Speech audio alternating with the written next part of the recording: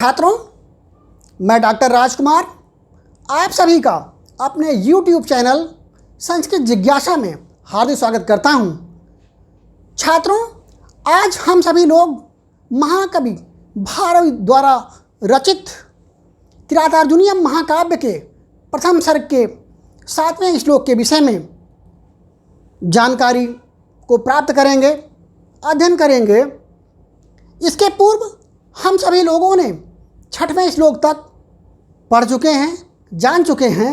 यहाँ पर महाकवि भारवी उस बनेचर यानी गुप्तचर किरात के द्वारा ये श्लोक कहा जा रहा है और इस श्लोक में जो बनेचर है वो महाराज युधिष्ठिर से उस दुर्योधन के द्वारा किए जाने वाले कार्यों के विषय में जानकारी देता हुआ कह रहा है कि विशंकमानो भवतः पराभवम नृपाशनस्थोपि वनादिवासिनः दुरोदरच्छद्मजितां समीहते नयेन जेतुम जगतीम सुयोधनः।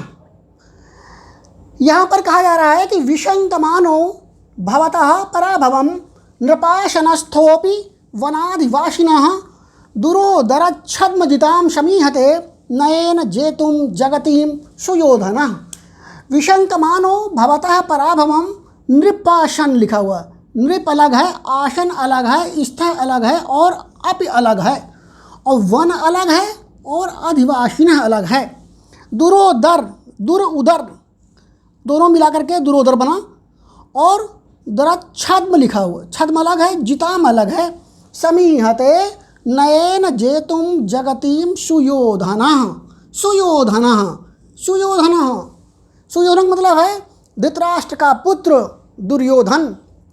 वह धृतराष्ट्र का पुत्र दुर्योधन नृपाशन स्था अपि लिखा हुआ। नृप माने राजा का, आसन माने आसन जिस पर राजा बैठता है अर्थात राज सिंहासन पर। स्था, स्था माने बैठा हुआ होने पर, अपि माने भी।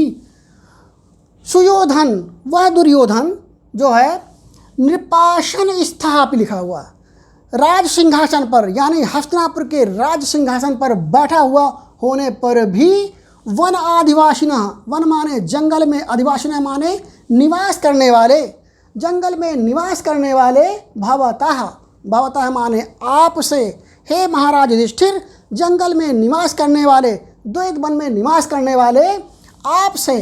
पराभवम विशंकमानो, पराभव माने पराजय की, हार की। विशंकमानो माने आशंका कर रहा है, डर रहा है, भयभीत हो रहा है। वह दुर्योधन भले ही हस्तिनापुर के राज सिंहासन पर बैठा हुआ है, फिर भी जंगल में रहने वाले यानी द्वैत वन में निवास करने वाले अपने भाइयों के साथ द्वैत वन में रहने वाले आपसे, आपसे माने हे महाराज युधिष्ठिर आपसे पराभवम विशंकमानो, पराजय की आशंका कर रहा है, डर रहा है कि कहीं महाराज युधिष्ठिर हमारे राज्य के ऊपर चढ़ाई करके हमें परास्त करके कहीं हमें हमारे राज सिंहासन से हमको पदच्युत न कर दें।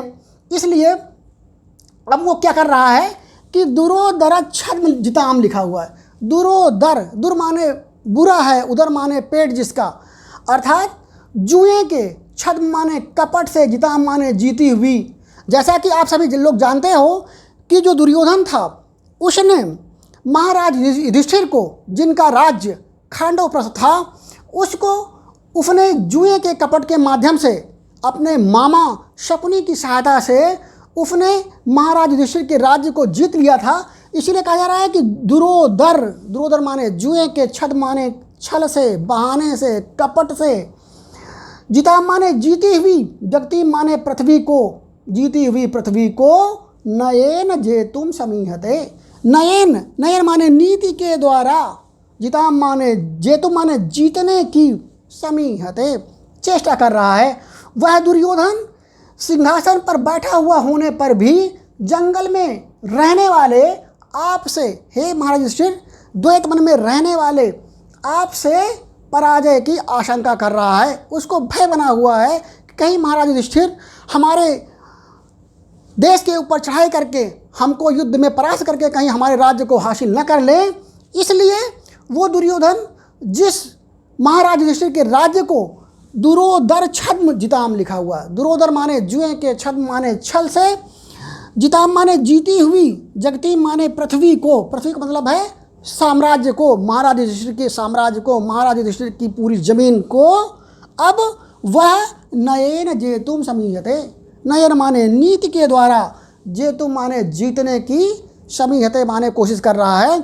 वह दुर्योधन लगातार अब महाराज युधिष्ठिर, जो जनता महाराज युधिष्ठिर को बहुत प्रिय थी, उस जनता को अपने पक्ष में लाने के लिए जिस राज्य को उसने जुए के छल के बहाने से अपने मामा की शकुनी की सहायता से युधिष्ठिर के राज्य को हासिल किया था, उस राज्य को की प्रजा को अपने बस में करने के लिए अब वह नयेन जेतुम समीहते, नीति के द्वारा, साम दाम दंड भेद आदि नीतियों के माध्यम से वह जेतुम समीहते, जीतने की कोशिश कर रहा है।